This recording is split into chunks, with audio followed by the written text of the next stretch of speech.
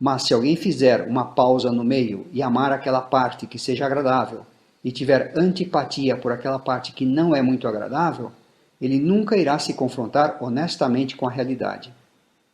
Algum dia ele terá que vê-la, tal como ela é. Essa é uma área de trabalho. É um assunto simples e interessante que diz respeito ao coração de cada um. Se olharmos para nós mesmos dessa maneira, aprenderemos a nos amar de uma forma benéfica, tal qual uma mãe, colocando em risco a própria vida, ama e protege o seu filho, o seu único filho. Torne-se a sua própria mãe. Se quisermos ter um relacionamento conosco que seja realista e que conduza ao crescimento, então precisamos nos tornar nossa própria mãe. Uma mãe sensata sabe distinguir entre aquilo que é benéfico para o seu filho e aquilo que é prejudicial. Mas ela não deixa de amar o seu filho quando ele se comporta de modo prejudicial.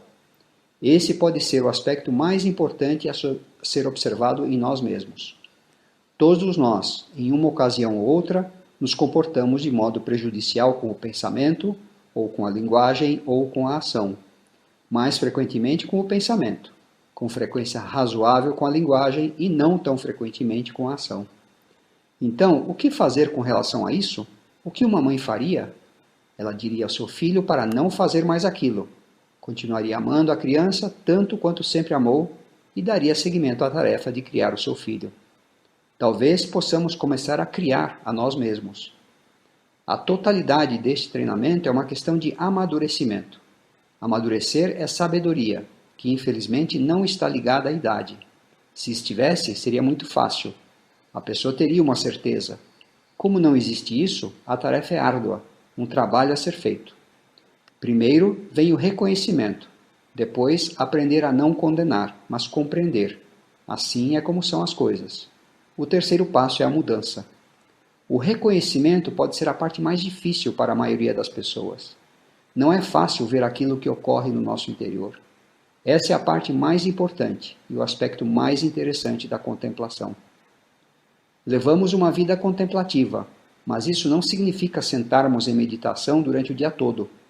Uma vida contemplativa significa que a pessoa considera cada aspecto daquilo que ocorre como parte do aprendizado.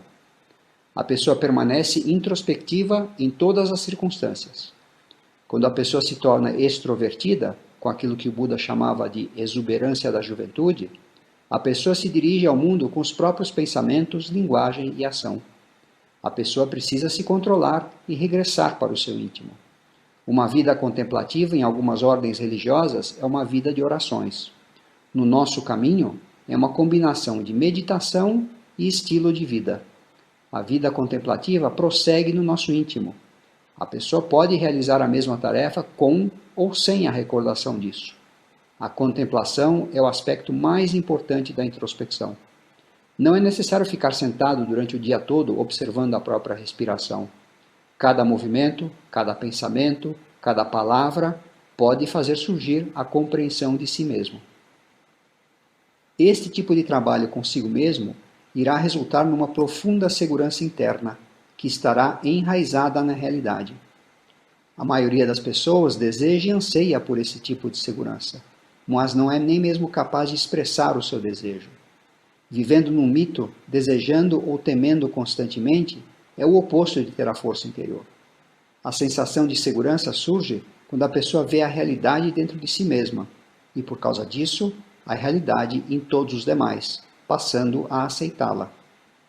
Aceitemos o fato de que o Buda conhecia a verdade ao afirmar que todos possuímos 7 tendências latentes ou obsessões, que são desejo sensual, má vontade, ideias especulativas, dúvida, presunção, desejo por ser, existir e a ignorância. Encontre-as em você mesmo.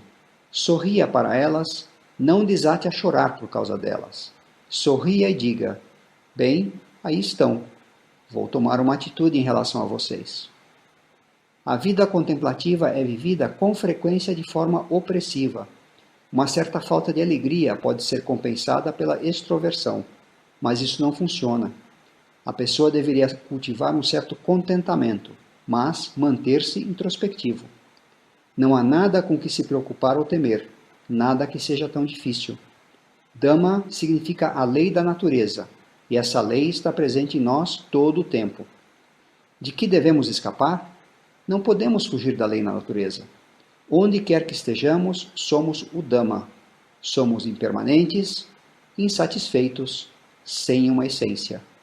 Não importa se estamos sentados aqui ou na Lua, é sempre a mesma coisa. Então, precisamos ter uma abordagem serena em relação às nossas próprias dificuldades e às dos demais, mas sem exuberância e efusão. Preferivelmente, uma constante introspecção que contenha um tanto de contentamento. Isso é o mais eficaz. Se alguém tiver senso de humor em relação a si mesmo, será mais fácil amar a si mesmo de forma apropriada.